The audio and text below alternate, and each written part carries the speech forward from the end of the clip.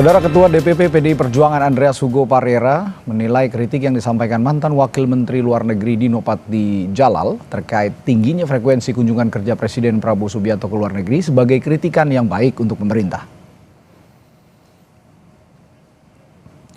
Andreas bilang latar belakang Dino yang sebelumnya menjabat sebagai Wamenlu menandakan dirinya memiliki pengalaman dalam dunia diplomasi dan kritiknya perlu dipertimbangkan.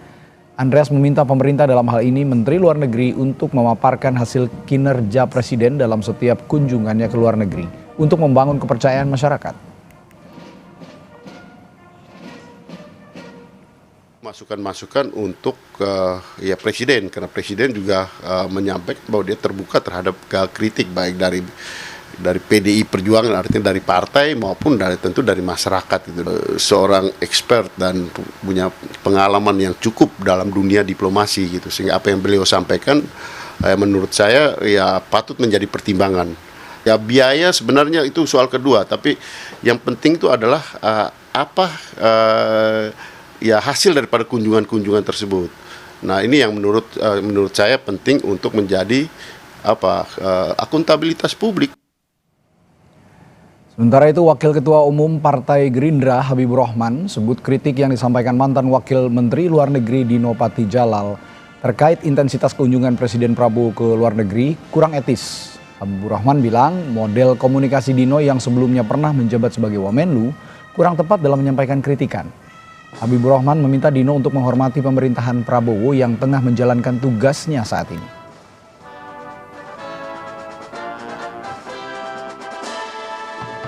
Ada etika di kalangan orang yang pernah menjabat, artinya memberikan kesempatan kepada orang yang saat ini menjabat untuk bekerja. Ini kan negara demokrasi. Dia bilang negara demokrasi, dia mengkritik, ya saya mengkritik balik beliau. Sejauh apa ya pemahaman beliau soal etika kita ya dalam konteks menyampaikan kritik seperti apa? Seorang mantan Wamenlu 3 bulan ya kan ya menyampaikan kritikan ya hendaknya lebih elegan. Kegiatan kunjungan kerja Presiden Prabowo Subianto ke luar negeri kini menjadi sorotan publik. Diplomat senior yang juga mantan Wakil Menteri Luar Negeri Dino Patijala mengkritik seringnya kunjungan Presiden Prabowo ke luar negeri.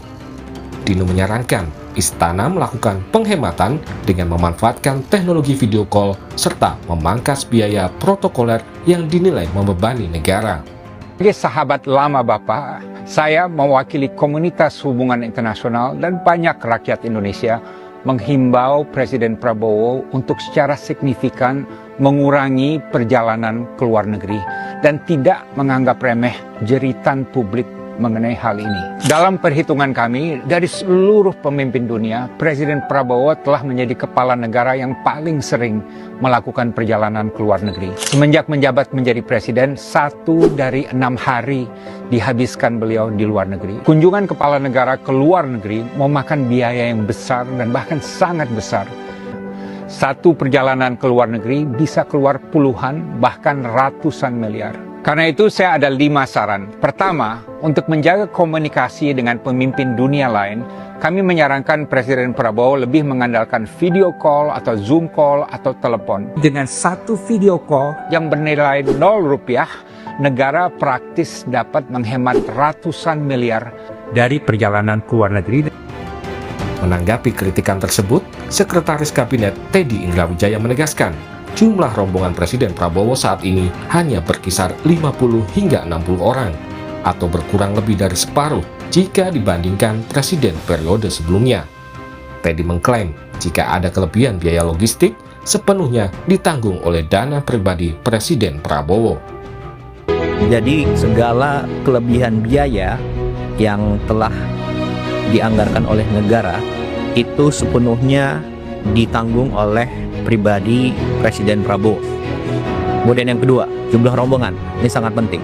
Jumlah rombongan Presiden Prabowo itu sudah berkurang besar-besaran, lebih dari separuh dari periode sebelumnya. Jadi kalau dulu itu sekali keluar negeri bisa lebih dari 120 orang. Zaman Pak Dino seperti itu. Nah, zaman Presiden Prabowo jumlahnya antara 50 sampai 60 orang maksimal. Ini sudah banyak yang tahu, termasuk juga wartawan pasti tahu itu semua. Sejak dilantik sebagai presiden pada Oktober 2024 lalu, Presiden Prabowo telah melakukan kunjungan kerja ke luar negeri sebanyak 53 kali. Perancis dan Malaysia merupakan dua negara yang paling sering dikunjungi Presiden Prabowo. Tim Liputan, Kompas TV. Saudara, mantan Wakil Menteri Luar Negeri Dino Patijalal mengkritik seringnya Presiden Prabowo Subianto melakukan kunjungan ke luar negeri. Menjawab kritikan itu, Seskap Teddy Indah Wijaya menyebut jumlah rombongan kunjungan Presiden ke luar negeri telah berkurang sekarang saat ini. Sementara menurut Teddy, jika ada kelebihan biaya akan langsung ditanggung oleh dana pribadi Presiden Prabowo Subianto.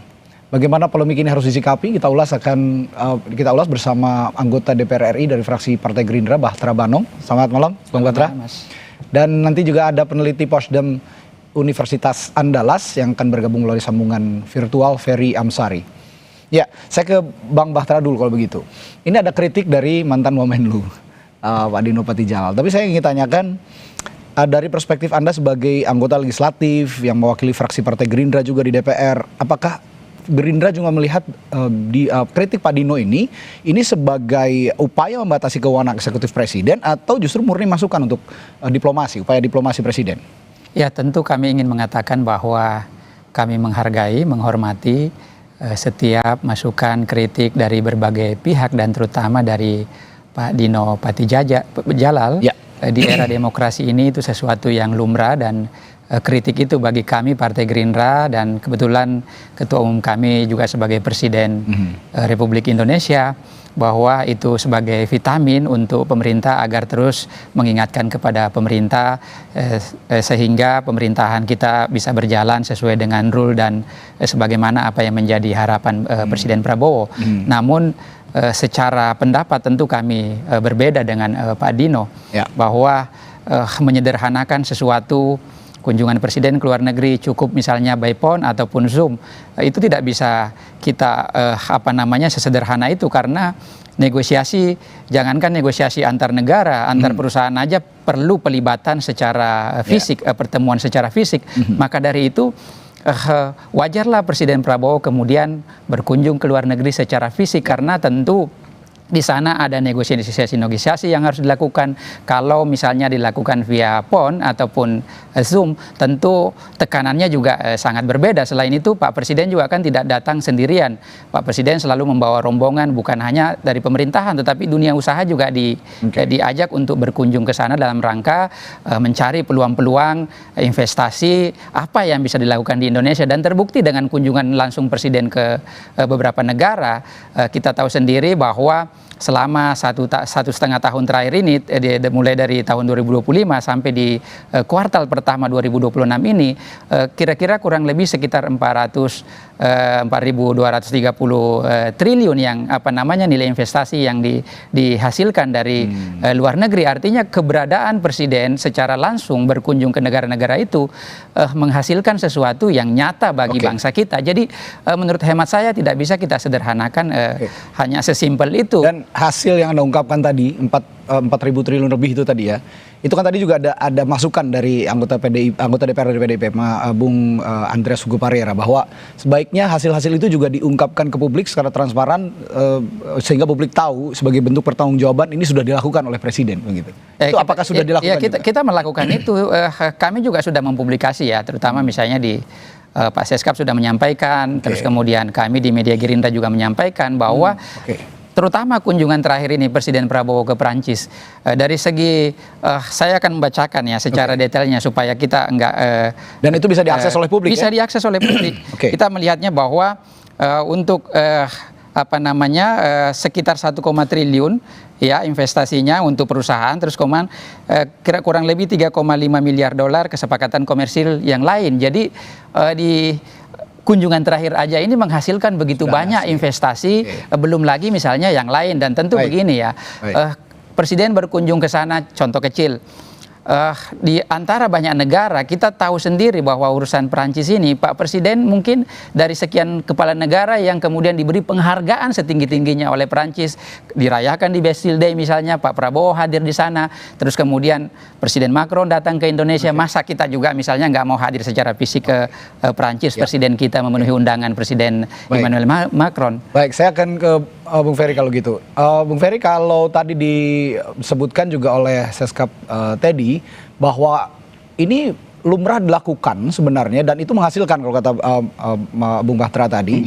Dan satu lagi yang disebutkan oleh Seskap Teddy tadi, bahkan kalau ada kekurangan anggaran ini ditanggung oleh dana pribadi. Nah, secara Anda juga sebagai ahli tata negara ya, ahli hukum tata negara. Secara ketatanegaraan, hukum tata negaraan, apakah ini juga bisa dilakukan sebenarnya menggunakan dana pribadi untuk keperluan negara? Ya, pertama tentu saja harus ada panutan hukum ya atau peraturan dalam melihat permasalahan ini. Satu, saya merasa perlu juga Seskap Teddy atau teman-teman di Gerindra membaca peraturan Menteri Keuangan nomor 164 tahun 2015 tentang tata cara perjalanan dinas pejabat termasuk presiden di dalamnya. Nah, di dalam ketentuan itu diperhatikan pasal 3-nya ada beberapa prinsip perjalanan dinas. Satu, harus selektif. Jadi harus dipastikan betul sebelum berangkat, keberangkatan itu memang penting bagi presiden untuk datang.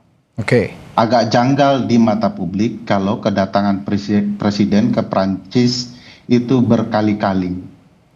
Betul tadi contoh Presiden Emmanuel Macron datang, tapi kan baru sekali. Ini terlalu sering datang juga perlu dipertanyakan dalam rangka apa. Apa deal bisnis yang kemudian dilakukan di Perancis sehingga berulang-ulang kali datang.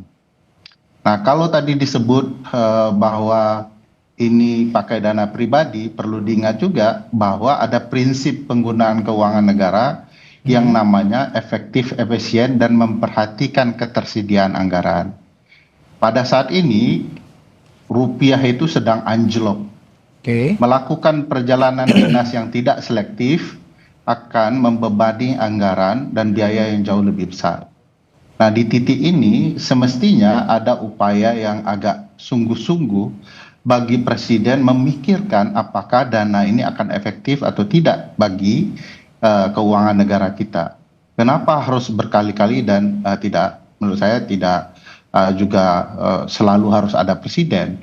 Karena biasanya presiden, Mas Bahtera, kalau kesepakatan di awal sudah duduk, itu akan ditindaklanjuti oleh para diplomat atau pejabat yang terkait dengan kepentingan bisnis itu. Tidak lumrah berkali-kali, terlalu sering.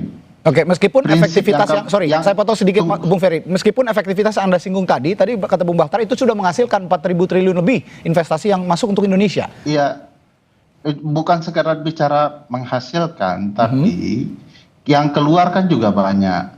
Kan cukup sekali presiden sepakat, lalu kesepakatan itu akan diikuti oleh pejabat-pejabat yang lain. Ada menlunya kok, ada dubesnya di sana, itu sudah bisa menindaklanjuti.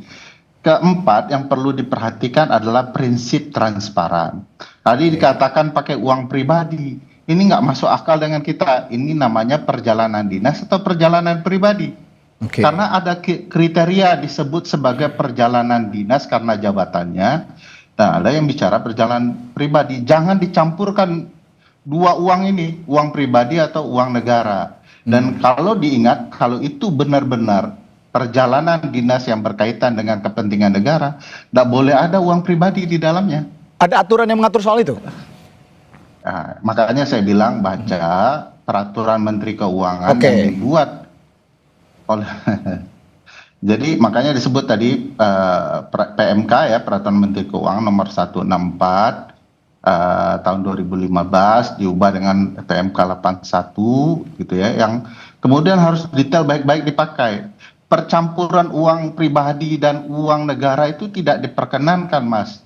Karena akan membuat transparansi penggunaan anggaran jadi buyar. Bias, jangan menimbulkan kesan menimbulkan kesan bahwa presiden mengorbankan harta kekayaan pribadinya untuk kepentingan bangsa. Padahal presiden jangan lupa di dalam prinsip keuangan negara, kejelasan sumber dana juga penting.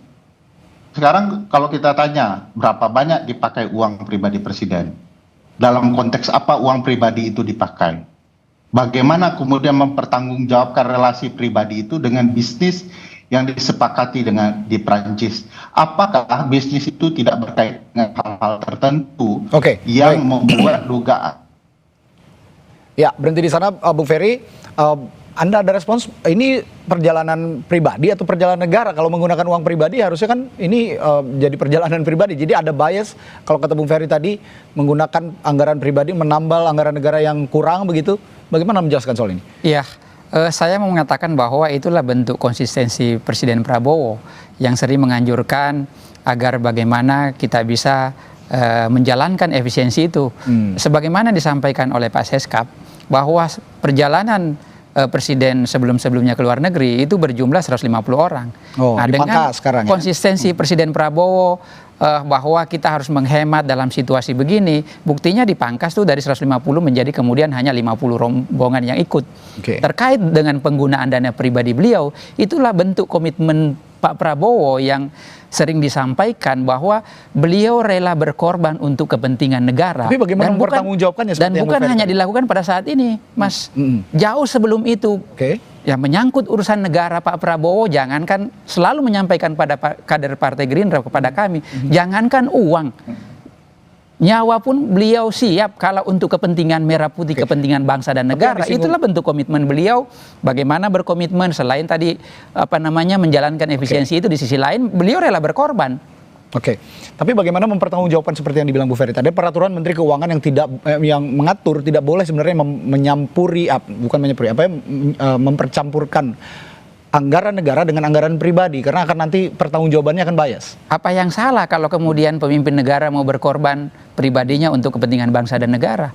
Bukankah pemimpin yang seperti itu yang kita cari? Jadi tidak ada yang salah dengan perbuatan Pak Prabowo. Tidak ada yang salah, Bung Ferry, dengan justru perbuatan beliau itu. Rela berkorban untuk kepentingan bangsa dan negara. Presiden rela berkorban untuk kepentingan bangsa dan negara. Anda bisa ada jawaban soal ini, Bung Ferry? Kalau itu bohong saja bagi saya dalam prinsip keuangan negara ya. Kalau betul-betul mau nyumbang, itu sumbang betul seluruh gaji yang ada itu. Hartanya disumbangkan kepada negara kayak dulu pejuang Palestina ya.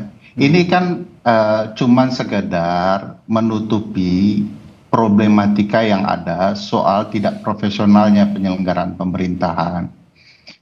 Misalnya kalau dibilang tadi selektif efisien.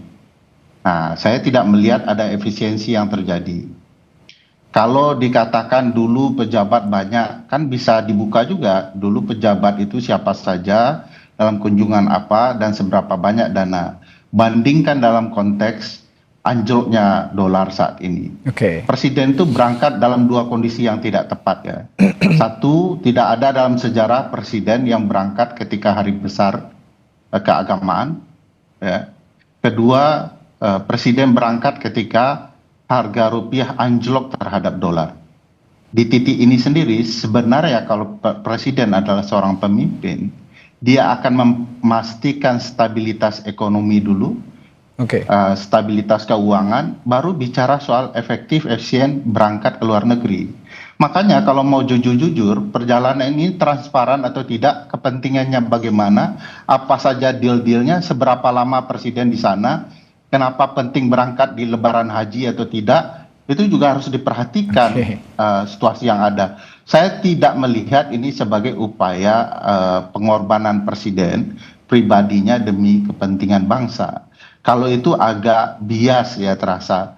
Karena kebutuhan perjalanan dinas itu harus dilihat betulkah itu dari anggaran pribadi presiden atau orang lain yang menyumbang. Kalau berani buka saja itu rekening pribadi presiden atau tidak yang menyumbangkan sisa kekurangan itu.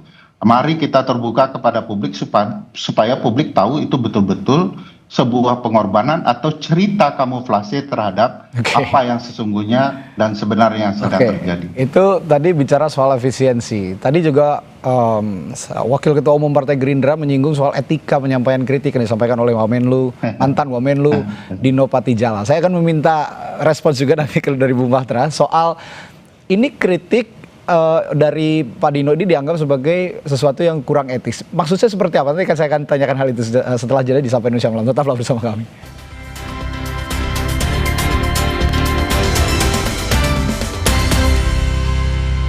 Bincangan bersama anggota DPR RI dari fraksi Partai Gerindra, Bahtera Banong, dan juga ahli hukum tata negara dari Universitas Andalas, Ferry Amsari. Saya tadi ke Bung Bahtera bertanya soal atau meminta respon soal tadi Bung Habibur Rahman mengatakan bahwa kritik yang disampaikan oleh Pak Dino Patijala sebagai Wamenlu ini kurang etis sebenarnya.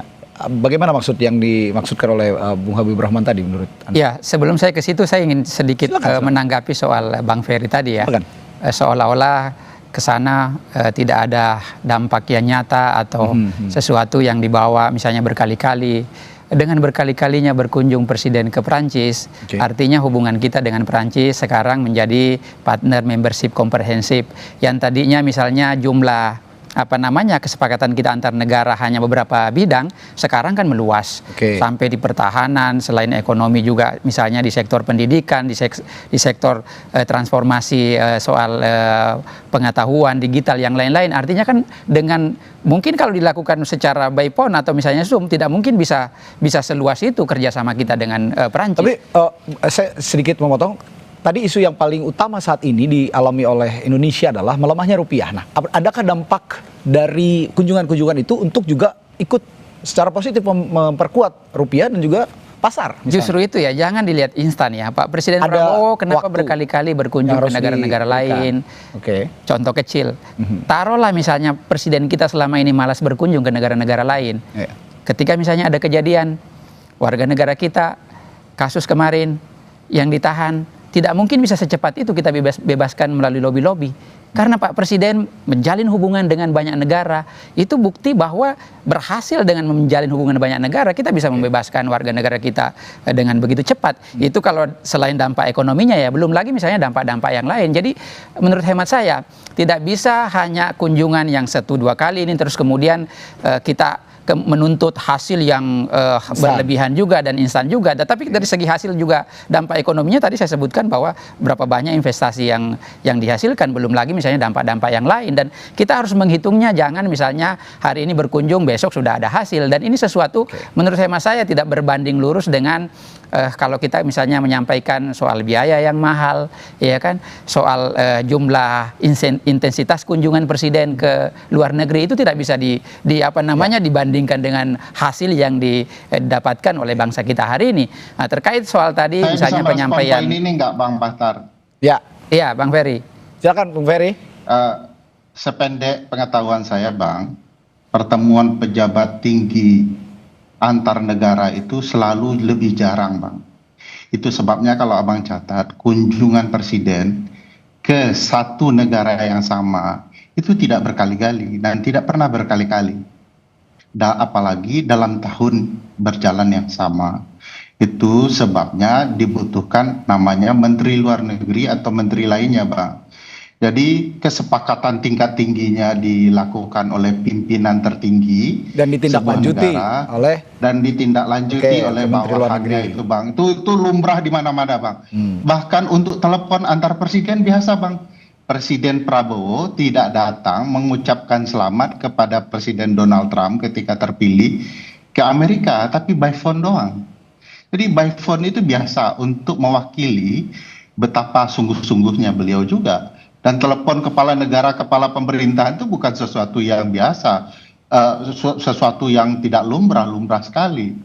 Jadi menurut saya ini cuman pembenaran untuk kealpaan seolah-olah Presiden sudah bertindak seperti Menteri Luar Negeri atau diplomat-diplomat yang ada. Pekerjaan diplomat itu juga maha penting karena dia merepresentasikan negara. Jadi diplomat itu bukan jabatan kecil untuk urusan-urusan yang dilakukan di negara lain. Bagi saya di sana kesalahan berpikir dan konsep ketatanegaraannya Bang. Oke, itu tadi apa ya, video yang disampaikan, kritik yang disampaikan oleh mantan Wamenlu Dino Patijalal juga ada contoh. Boleh saya bicara soal etika, Mas? Ya, sebentar, saya sedikit saja menyinggung karena ini masih frame-nya soal efisiensi kunjungan kerja. Nanti saya tanya karena masih seru nih sepertinya soal etika kunjungan kerja ini. Presiden Meksiko Claudia Sheinbaum itu berkali-kali, padahal Meksiko adalah mitra strategis kerjasama ekonomi dengan pemerintah Amerika Serikat. Ini hanya belasan kali bertemu atau bercakap-cakap lewat telepon, gitu kan? Itu analogi yang dicontohkan oleh Bung Dino. Nah, selain itu ada peran Menteri Luar Negeri yang disinggung oleh Bung Ferry tadi, yang seharusnya bisa menindaklanjuti kerjasama bilateral yang strategis itu tadi. Bagaimana menjawab hal ini? Ya tentu berbeda ya. Kalau misalnya tadi by PON atau misalnya level 2 yang diutus, pasti juga hasil yang didapatkan berbeda tentunya. Dan Presiden pengen memastikan betul-betul bahwa bekerja sama dengan Perancis ini eskalasinya makin baik, komunikasinya makin baik, dan makin banyak pula yang dihasilkan daripada kunjungan yang ketiga kali itu dilakukan oleh Presiden Prabowo. Jadi tentu berbeda dengan misalnya bertemu sekali, dengan 2 kali, atau dengan 3 kali. Dan itu lebih banyak yang dihasilkan, jauh lebih banyak yang dihasilkan. Dari segi ekonomi saya sudah jelaskan tadi, dari segi sosialnya juga kita lihat sendiri. Presiden Macron bahkan memuji Presiden Prabowo, terus kemudian bagaimana Prancis juga ikut memperjuangkan kebebasan Palestina. Apakah itu bukan sesuatu yang luar biasa? Dampaknya, bagaimana mungkin Presiden Prabowo bisa mempengaruhi Macron, terus kemudian Macron akhirnya mau membela kemerdekaan Palestina. Itu bukti bahwa kecakapan Presiden Prabowo dalam pergaulan internasional, dan itu juga mungkin yang menjadi kenapa berkali-kali ke sana sehingga menghasilkan dampak yang begitu besar. Ya, Bung Ferry. Saya boleh tahu apakah kesepakatan antara Prancis dan Indonesia soal perdamaian Palestina, Bang, dalam bentuk apa? Ya, buktinya Presiden Macron menyampaikan Bukan apa bentuk kerjasama. Turut ikut memperjuangkan bagaimana agar Palestina bisa merdeka. Karena itu pengaruh Presiden Prabowo. Tentu itu dilakukan oleh Presiden Prabowo selama ini berkali-kali berkunjung ke sana. Jadi tidak bisa hanya kita misalnya melihatnya bahwa nanti Palestina merdeka baru betul-betul dirasakan dampaknya. Ini kan dalam rangka upaya Presiden Prabowo berkunjung ke banyak negara untuk kemudian membantu agar ikut juga memperjuangkan kebebasan Palestina. Ya, gimana Bu Ferry? Jadi bagi saya ini argumentasi yang dibuat setelah orang semua tahu ini tidak efektif dan efisien ya. Kalau betul-betul ini ada format relasi kerjasama antara Prancis dan Indonesia soal Palestina, itu pasti ada perjanjian yang tertulis bicara soal itu. Ini sama sekali tidak ada. Kedua, perlu dipahami konsep perjanjian itu selalu begitu, Bang Batra. Tidak bisa berkali-kali dalam 1 tahun yang sama. Itu terlihat tidak mempersiapkan apa saja yang mau diperjanjikan. Itu sebabnya ada pertemuan tingkat tinggi, ada yang tingkat rendah. Di mana-mana begitu. Jangan dilarikan bahwa berkali-kali akan efektif. Mari transparan. Dari berkali-kali itu kenapa harus di follow up terus pertemuan? Harus ada tuh jenjang ceritanya. Itu yang disebut prinsip transparansi tadi. Saya tidak melihat ada keterbukaan kenapa berkali-kali di follow up terus oleh seorang presiden. Wah, sepertinya ada gangguan suaranya nih, komunikasi. Masalah nih. Dari sementara kita punya Menlu, punya duta besar, Firaun saja. Oke, baik Bung Ferry. Terakhir saya tadi masih menyinggung soal etika, tadi saya belum terjawab oleh Bung Batra. Bagaimana Anda menjawab apa maksud yang dilontarkan oleh Bung Habibur Rahman soal itu tidak etis, kritik yang disampaikan oleh mantan Wamenlu Dino Patijalal? Ya tentu saja ya, lagi-lagi saya mengatakan bahwa kita menghargai semua pendapat, kritikan, masukan, tetapi tentu juga harus yang berbasis data, tidak bisa hanya sekedar misalnya menyampaikan Pak Dino mengatakan bahwa soal pemborosan tadi kita jawab dengan transparansi. Kalau Bang Ferry tadi minta transparansi, buktinya selama ini tadinya 150 orang rombongan dikurangi menjadi 50. Apakah itu bukan dari bentuk dari transparansi efisiensi?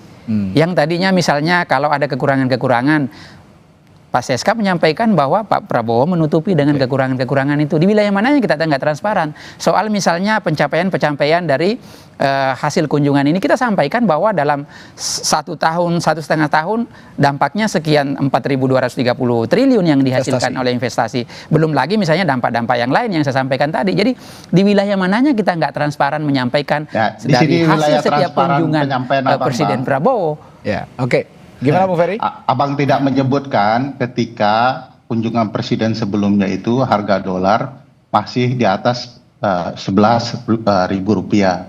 Sekarang sudah 17.800 menjelang mau berangkat. Di sana yang tidak transparannya, beban yang ditanggung oleh negara bisa saja jauh lebih besar. Nah, bagi saya mempertahankan apa yang salah begini sebenarnya juga akan membuat orang tertawa saja kepada istana. Yang perlu dilakukan istana adalah menerima kritikan untuk dilakukan evaluasi. Catatan penting bahwa presiden paling banyak berkunjung itu sudah tidak bisa ditutup-tutupi, terlalu sering. Nah, rombongannya juga perlu betul-betul terbuka karena bisa saja satu pesawat mendarat dan pesawat lain yang menyusul, ini yang kemudian selalu dipertanyakan orang. Oleh karena itu prinsip transparansi itu betul-betul jelas berdasarkan peraturan Menteri Keuangan. Makanya ya basisnya begitu. Nah, sejauh ini saya tidak melihat ada keinginan mematuhi prinsip keuangan negara itu. Maka di sana problematika etisnya dibanding cara orang mengkritik. Kalau tidak taat peraturan ya melanggar etis. Harus diingat loh, Pak Teddy Indrawijaya itu seskap sekretarisnya kabinet. Urusan presiden itu harusnya kantor sekretariat presiden, itu yang ngurus presiden. Di sana saja sudah bertabrakan satu sama lain dalam pengelolaan negara. Saya yakin perjalanan dinas ini juga tabrakan dalam banyak hal, terutama juga melanggar prinsip efektif dan efisien itu. Oke, itu sekaligus merangkum jawaban Anda soal etika tadi yang dibilang oleh Bung Habibur Rahman ya, katanya tidak etis. Ya baiknya soal etika itu tadi lebih transparan kepada publik begitu ya, pertanggungjawabannya soal kunjungan kerja presiden ke luar negeri. Baik, terima kasih pembicaraan yang menarik, kita tunggu nanti bagaimana perkembangan isu ini akan bergulir ke depannya. Terima kasih anggota DPR RI dari fraksi Gerindra Bahtera Wanong dan peneliti Posdam Universitas Andalas Ferry Amsari telah berbagi perspektif dari Sapa Indonesia Malam. Selamat pagi, selamat malam. Terima kasih. Dan juga selamat malam Pak Ferry. Bang Ferry. Selamat beraktivitas kembali. Saudara, setelah 4 hari diperbaiki, jalan ruas Jalan Lenteng Agung yang sempat amblas kini sudah diperbaiki. Kami punya laporannya setelah jeda sesaat lagi di Sapa Indonesia Malam.